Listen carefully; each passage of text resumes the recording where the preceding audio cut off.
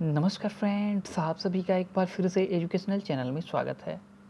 और आज की वीडियो में हम आपके साथ डिस्कस कर रहे हैं एक बहुत ही इंपॉर्टेंट टॉपिक पे, जो कि आपके यूजीसी नेट पेपर 1 के हायर एजुकेशन सिस्टम के पार्ट के अंतर्गत आ जाएगा। और टॉपिक है वुड डिस्पैच 1854, यानी कि वुड का घोषणा पत्र 1854, और जिसको हम भारत में अंग्रेजी शिक्षा का मैग्ना कार्टा के नाम से जानते हैं। अब ये मैग्ना कार्टा है क्या? देखिए, मैग्ना कार्टा का अगर हम मतलब समझें तो इसका मतलब होता है कि महाअधिकार पत्र। तो अंग्रेजी शिक्षा का भारत में देखें तो ये महाअधिकार पत्र था। तो देखिए, प्रीवियस वीडियो में जो हम डिस्कस करते चले आ रहे हैं एजुकेशनल इफोर्ट्स इन प्री इंडिपेंडेंस इंडिया, यानी स्वतंत्रता प्राप्ति के पूर्व जो प्रयास किए गए थे शिक्षा के फील्ड में ब्रिटिश शासन के द्वारा, तो उसी सीरीज का ये नेक्स्ट वीडियो है। यानी कि प्रीवियस वीडियो में हमने आपके साथ डिस्कस किया कि कैसे जो ब्रिटिश लोग जो थे, जो ईस्ट इंडिया कंपनी यहाँ पे स्थापित किए थे, और उन्होंने शिक्षा के लिए पहली बार शिक्षा के लिए एक शैक्षिक पत्र उन्होंने तैयार किया, और उसको ब्रिटिश संसद में हर 10 वर्ष में भेजे जाने का उन्होंने प्रस्ताव रखा। और 1800 देखें तो 13 ईस्वी में ब्रिटिश संसद ने एक धारा उस पत्र में जोड़ा। आपको याद होगा, हमने डिस्कस किया था धारा 43, और उसमें सीधे तौर पे शिक्षा के ऊपर 1 लाख रुपए खर्च करने की बात कही। और ये 1 लाख रुपए कैसे खर्च किए जाएंगे, किस पे खर्च किए जाएंगे, ये पॉलिसी उन्होंने क्लियर नहीं की, जिसके कारण काफ़ी लंबा प्रोसेस चला और क्लियर नहीं हो पा रहा था कि कैसे इस पैसे को खर्च किया जाए। तो फिर 1834 यानी कि 1813 में ये 1 लाख रुपए की घोषणा की गई भारतीय शिक्षा के ऊपर खर्च करने के लिए। लेकिन जब ये क्लियर नहीं हो पाया कि कैसे, किस पे और किस सब्जेक्ट पे पैसे ये खर्च किए जाएं, तो 1834 में जो था, लॉर्ड मैकाले को लॉन्च किया गया इंडिया में, और काम दिया गया विलियम बेंटिक के द्वारा कि जो 1 लाख रुपए हैं उसको कैसे खर्च किया जाए, उसके लिए आप पॉलिसी बनाइए। ठीक है। तो फिर उन्होंने 1835 में पूरा का पूरा अपना काम सौंप दिया।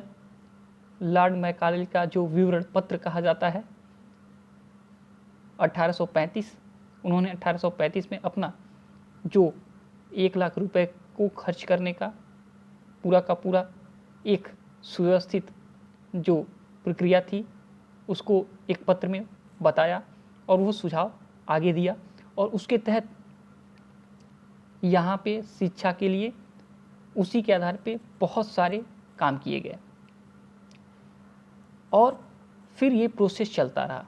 लेकिन फिर क्या हुआ, फिर से हर 10 वर्ष में जैसे कहा गया कि देखें तो शैक्षिक जो व्यवस्था थी उसको पुनर्नवीनीकरण के लिए जो व्यवस्था थी उसको भेजा जाता था एक पत्र के रूप में संसद में, कि फिर से उसमें क्या नवीनीकरण किया जाए, किस चीज़ों को छोड़ा जाए, किस चीज़ों को रिमूव कर दिया जाए।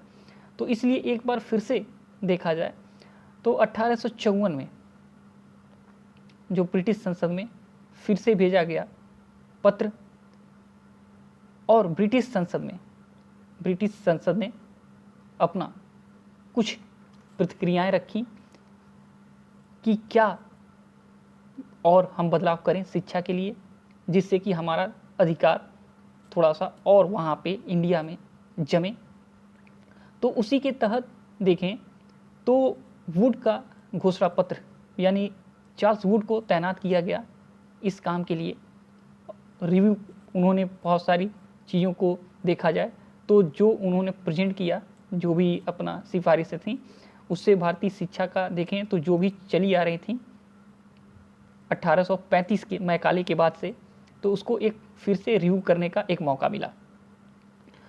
तो यहाँ पे चार्ल्स वुड को किसने देखें तो मनोनीत किया, तो चार्ल्स वुड को देखें तो मनोनीत करने की बात हम नहीं करेंगे। चार्ल्स वुड ने अपना जो सुझाव बनाया, उस सुझाव को प्रस्तुत मतलब किसके सामने किसको दिया था, तो याद रखिएगा 1854 में लॉर्ड डलहौजी को, जो कि तत्कालीन गवर्नर जनरल थे, उनको अपना सुझाव दिया था। जो वुड डिस्पैच था उसको प्रस्तुत किया था किसको, लॉर्ड डलहौजी को, जो गवर्नर जनरल थे। तो देखिए चार्ल्स वुड का लाया जाना जो मूल कारण था वो था, फिर से हम बता दें कि ईस्ट इंडिया कंपनी के आज्ञापत्र के नवीनीकरण के समय ब्रिटिश पार्लियामेंट ने भारत में कंपनी द्वारा किए गए जो शिक्षा के फील्ड में जो उन्होंने काम किया था उसको और अधिक बनाना चाहते थे, उसको और ब्रॉड करना चाहते थे, व्यापक फैलाव करना चाहते थे।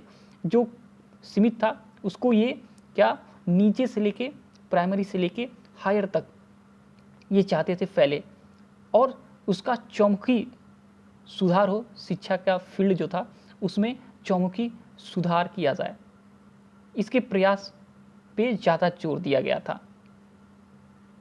तो ब्रिटिश पार्लियामेंट ने, यानी कि जो संसद ब्रिटेन का था, उसने अपने योग्य अधिकारी चार्ल्स वुड को भारतीय शिक्षा के लिए दिशा निर्देश यानी कि पॉलिसी जो थी उसको बनाने को कहा, और यही पॉलिसी आपका वुड डिस्पैच था।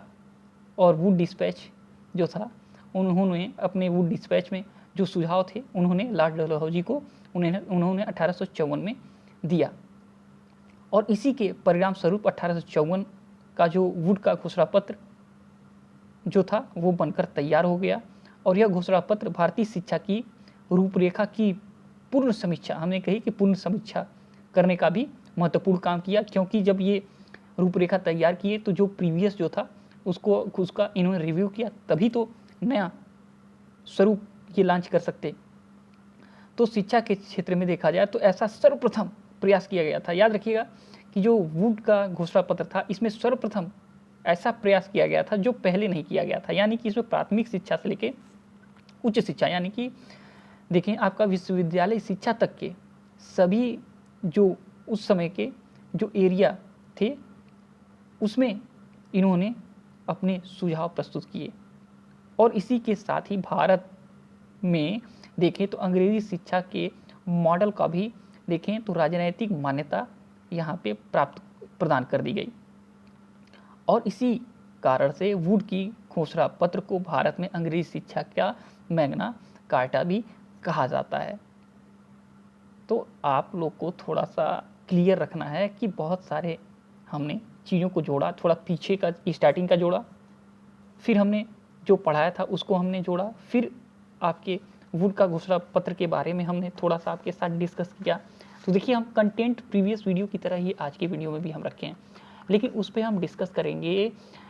पहले हम थोड़ा सा आपको पूरा का पूरा जो ओवरव्यू है इस टॉपिक का दे दें, ताकि जब हम अपना कंटेंट आपके सामने प्रस्तुत करें और उस पर डिस्कस करें तो आपका ज़्यादा टाइम ना लगे। ठीक है, तो मेन पॉइंट पे हम जो कंटेंट वीडियो में आपको प्रोवाइड करेंगे तो मेन पॉइंट पे डिस्कस करेंगे, क्योंकि हम जो लेक्चर दे रहे हैं आपके साथ यहाँ पे जो लेक्चर हम आपको प्रोवाइड कर रहे हैं उसमें हम कोशिश कर रहे हैं कि पूरा का पूरा आपको एक देखें तो स्टोरी के रूप में पूरा का पूरा आपको हिस्ट्री हम बता दें, जो वुड का घोषणा पत्र की जो मूल चीज़ें थी।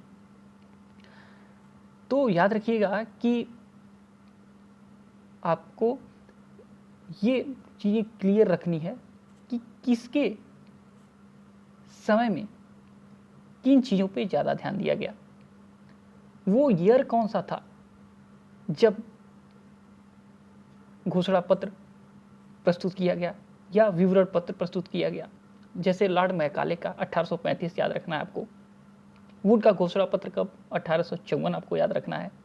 ठीक है, सबसे पहले जो शिक्षा ब्रिटिश संसद में जो शिक्षा के लिए शैक्षिक पत्र जो प्रस्तुत किया गया वो पहली बार कब प्रस्तुत किया गया था? 1813 में। फिर कितने वर्ष के गैप के बाद ये आपका हर वर्ष नवीनीकरण के लिए पत्र जाने का प्रस्ताव रखा गया था? तो याद रखिएगा वो 10 वर्ष था। तो ये छोटी छोटी चीज़ें थोड़ा सा आपको ध्यान रखना है।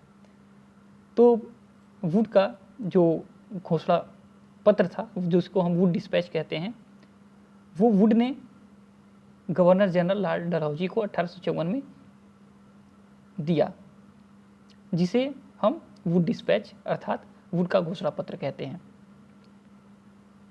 और आपको याद रखना है कि इसी डिस्पैच को हम भारतीय शिक्षा में जो अंग्रेजी शिक्षा का जो इंटर बहुत बेहतर तरीके से हुआ उसका हम मैग्ना कार्टा कहते हैं।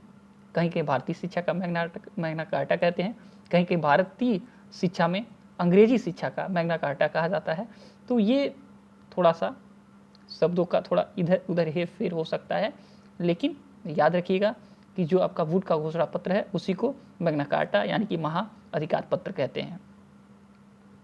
तो अब हम बताएंगे कि वुड डिस्पैच में जो महत्वपूर्ण बातें थी, जो मूल पॉइंट थी, जो आपको बिल्कुल नहीं भूलना है, वो क्या थी? तो पहली चीज़ आपको याद रखना है कि इसमें कहा गया था कि जनसाधारण की शिक्षा का उत्तरदायित्व जो है स्वयं वहन करें। यानी कि ये जो आपका जो कंपनी थी, ठीक है, ईस्ट इंडिया कंपनी थी, कहा गया कि वो जनसाधारण शिक्षा का उत्तरदायित्व है स्वयं देखे जनसाधारण शिक्षा का, ठीक है। और सेकेंड चीज कहा गया कि इसमें उच्च शिक्षा का माध्यम अंग्रेजी रहेगा, हायर एजुकेशन का माध्यम जो रहेगा इंग्लिश रहेगा, बट आपका स्कूल एजुकेशन का, स्कूली स्तर का जो शिक्षा रहेगी उसका माध्यम देखें तो लोकल, इन्होंने कहा, यानी कि जो देसी शिक्षा, देसी भाषा थी, ठीक है, लोकल लैंग्वेज थी, उसी के आधार पे उनको एजुकेशन दिया जाए। तो यहाँ पे याद रखिएगा निम्न स्तर की जो शिक्षा थी वो लोकल लैंग्वेज में, और हायर एजुकेशन का जो शिक्षा थी वो कहा गया इंग्लिश लैंग्वेज में दिया जाए। और इन्होंने कहा था कि प्रत्येक प्रांत में एक जो लोकल शिक्षा विभाग की स्थापना की जाए, और गाँव में जो लोकल भाषाई जो थे, यानी कि देसी भाषाई जो थे, विद्यालय स्थापित किए जाएं, तथा जिला स्तर पर इन्होंने कहा कि आंग्ल देशी भाषाई स्कूल स्थापित किया जाए, तथा लंदन विश्वविद्यालय की तर्ज पर 3 जो शहर थे, प्रेसिडेंसी शहर उस समय कहा जाता था, यानी कि जो बम्बई आपका हो गया, बॉम्बे, आपका कलकत्ता और आपका मद्रास, ठीक है, इन तीनों जगहों में इन्होंने कहा कि विश्वविद्यालय जो है लंदन विश्वविद्यालय की तर्ज पे इन तीनों प्रेसिडेंसी शहरों में विश्वविद्यालय की स्थापना की जाए, लंदन विश्वविद्यालय की तर्ज पे, ठीक है। और फिर इन्होंने कहा था कि जो स्त्री शिक्षा है इस पे भी इन्होंने फोकस किया था, स्त्री शिक्षा पे पहली बार इन्होंने फोकस किया इसमें। तो याद रखना है स्त्री शिक्षा का फोकस किया गया था वुड घोषणा पत्र में, इसीलिए कहा जा रहा है कि ये एक चौमुखी देखें तो इसमें प्रयास किया गया था शिक्षा के लिए। फिर यहाँ पे व्यावसायिक शिक्षा की आवश्यकताओं पर भी ध्यान दिया गया था, और तकनीक विद्यालय तथा अध्यापक प्रशिक्षण संस्थाओं की स्थापना की सिफारिशें की गई थी वुड के घोषणा पत्र में। और शिक्षा के क्षेत्र में निजी प्रयत्नों को प्रोत्साहित करने के लिए अनुदान की बात भी की गई थी कि जो निजी जो विद्यालय हैं, ठीक है, जैसे शिक्षा के क्षेत्र में निजी जो प्रयत्न रहेंगे, जो प्राइवेट का जो वर्क रहेगा उसको प्रोत्साहन करने के लिए क्या किया जाए, अनुदान देने की बात की गई थी, सिफारिश की गई थी, उनको अनुदान दीजिए। तो यहाँ पे इन चीज़ों को आपको ध्यान रखना है। और बता दें कि इनके सुझाव को मैक्सिमम सुझाव को क्या किया गया, रिसीव भी किया गया, यानी कि उसको पूरा का पूरा लागू भी किया गया। और 1857 में अगर देखा जाए तो कलकत्ता विश्वविद्यालय, बम्बई विश्वविद्यालय और मद्रास विश्वविद्यालय की स्थापना भी इनके सुझावों के तर्ज पे ही हुआ। और सभी देखें तो प्रांतों में उस समय 1857 का जो था स्थापना तो हुआ विश्वविद्यालयों का, और इनके सुझावों के आधार पे ही सभी प्रांतों में शिक्षा विभाग का गठन भी किया गया। और स्त्री शिक्षा के संबंध में बेथुन स्कूल, याद रखिएगा, स्त्री शिक्षा के लिए इन्होंने बेथुन स्कूल की स्थापना भी इनकी सिफारिशों के आधार पे की गई थी।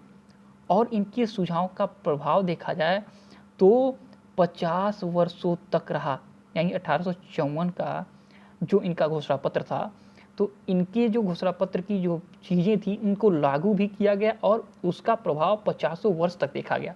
तो इसीलिए ये बहुत ही तगड़ा जो था घोषणा पत्र था वुड का।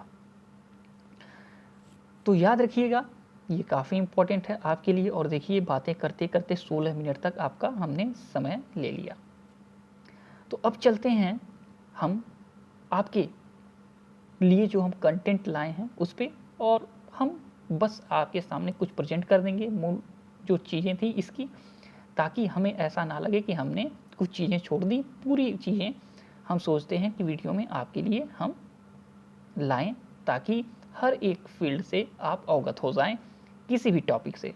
चलिए, तो देखिए यहाँ पे वुड का घोषणा पत्र है, और जो हमने डिस्कस किया है ओवरव्यू, वही चीज़ें इसमें निकल के आएंगी।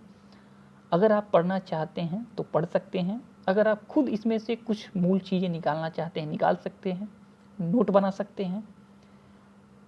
तो हम जो मूल चीज़ें हैं उस पर हम चलेंगे। देखिए यहाँ पे कहा गया है कि वुड के घोषणा पत्र का जो उद्देश्य था उसमें क्या था। देखिए, उद्देश्य इनका जो मूल था उसमें कहा गया था कि भारतीयों को अंग्रेजी ज्ञान के वरदान एवं रोशनी से उन्नत बनाना इनका पर्पस था। भारतीयों में शिक्षा द्वारा बौद्धिक क्षमताएं ही नहीं बल्कि उनमें नैतिक मूल्यों को भी उच्च बनाना, ताकि वे अधिक विश्वासी सिद्ध हो सकें। किसके द्वारा? अंग्रेजी शिक्षा, इंग्लिश एजुकेशन के द्वारा। ये भारतीयों में क्या करना चाहते थे? नैतिक मूल्यों को उनमें उच्च बनाना चाहते थे, जिससे कि विश्वासी सिद्ध हो सकें।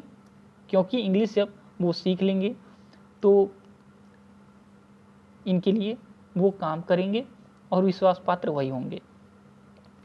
भारतीयों में कंपनी के कार्यालयों, कारखानों में कार्य करने के लिए निपुणताएं विकसित करना, ताकि वे रोजगार, श्रम व पूंजी आदि शब्दों से परिचित हो सके, ताकि श्रमिकों की उचित आपूर्ति जारी रखी जा सके। क्योंकि हमने पहले ही आपसे कहा कि इसमें स्त्री शिक्षा की बात की गई, साथ ही साथ व्यावसायिक शिक्षा की आवश्यकताओं पर ध्यान दिया गया, तकनीक विद्यालयों पे इन्होंने जोर दिया। तो यहाँ पे वो चीज़ें निकल के आती हैं कि उद्देश्य क्या था। कहा गया था भारतीय साहित्य को पाश्चात्य दर्शन एवं विज्ञान से सुसज्जित करना। जो भारतीय जो साहित्य थे, ठीक है, कहा गया कि भारतीय साहित्य को पाश्चात्य यानी वेस्टर्न जो फिलॉसफी है और वेस्टर्न जो साइंस हैं उसके द्वारा उसको और सुसज्जित करने की बात ये कह रहे हैं। तो अपने ज्ञान, विज्ञान और भाषा को ये काफ़ी प्रभावी मानते थे। और देखिए, कहा गया भारत में परिमार्जित कलाओं, विज्ञान, दर्शन एवं यूरोपीय साहित्य का संचार करना। भारत में परिमार्जित कलाओं, विज्ञान, दर्शन और यूरोपीय साहित्य का संचार करना इनका मूल उद्देश्य था। तो देखिए, जो शिक्षा का माध्यम था जो इन्होंने लिखा वो तो उद्देश्य हो गया। अब इन्होंने क्या चीज़ें लिखी थी यहाँ पे आपके सामने है। शिक्षा का माध्यम पे हमने बात की कि क्षेत्रीय भाषाओं की इन्होंने बात की, लोकल लेवल पे, हायर में इन्होंने इंग्लिश लैंग्वेज की बात की।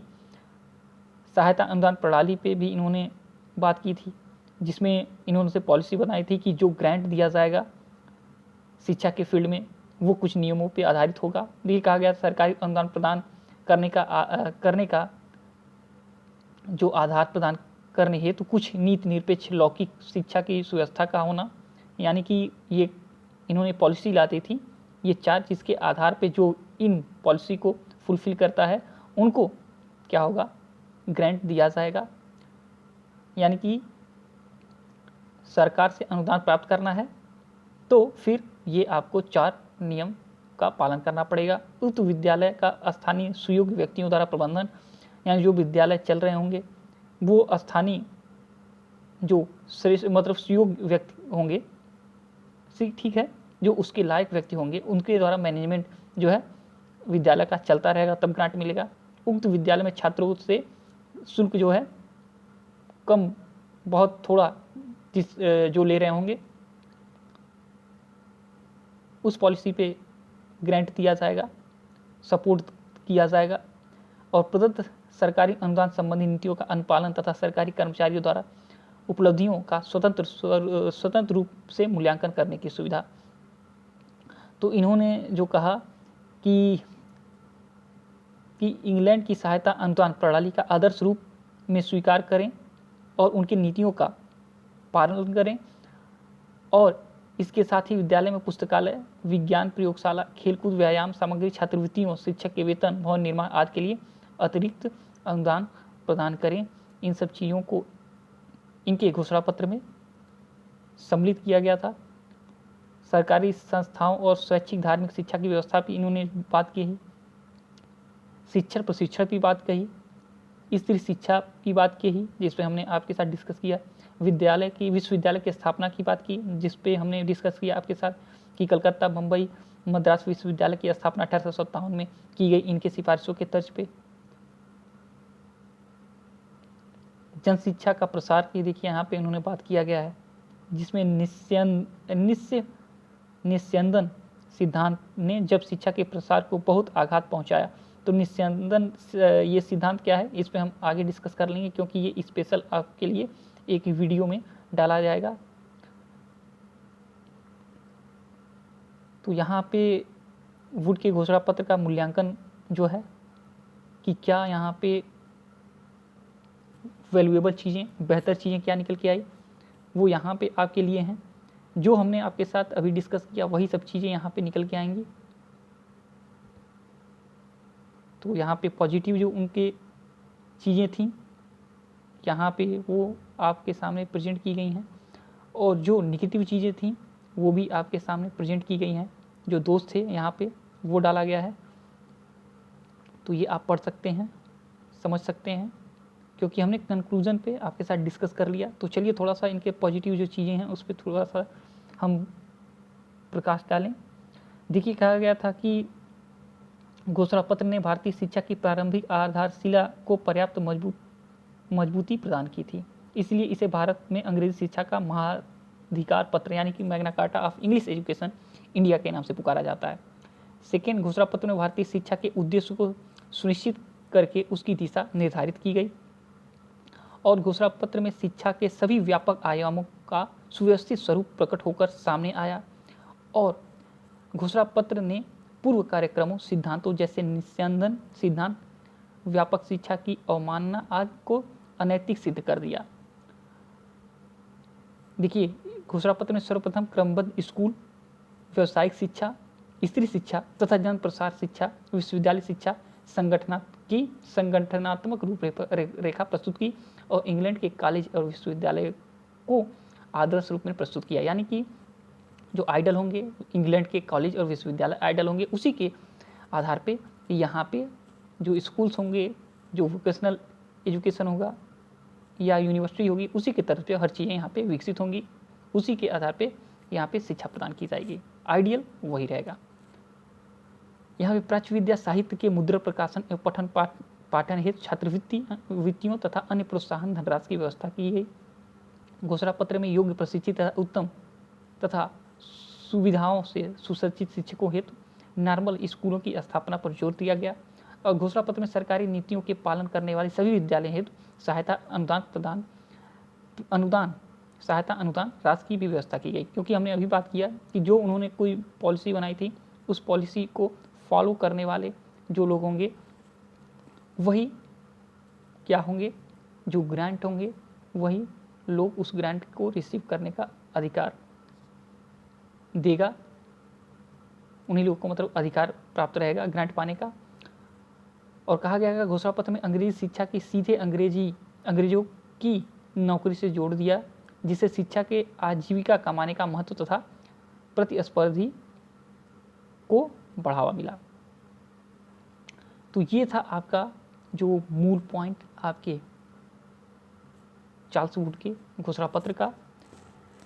तो आशा करते हैं कि चार्ल्स वुड के घोषणा पत्र पे जो हमने डिस्कस किया स्टार्टिंग में वो आपके दिमाग में घूम रहा होगा, और जो यहाँ पे हमने थोड़ा सा आपको पॉइंट ऑफ व्यू दिखाया इसके मेरिट का, डिमेरिट का, उससे आपको पता चल जाएगा कि इनके घोषणा पत्र में क्या क्या चीज़ें बेहतर थीं। तो चलिए कि जब तक कि आपका नेक्स्ट वीडियो यानी कि भारतीय शिक्षा आयोग, जिसको हम हंटर कमीशन कहते हैं, नहीं लाते हैं, तब तक के लिए thanks for watching educational channel, और आपका दिन बहुत बहुत शुभ हो।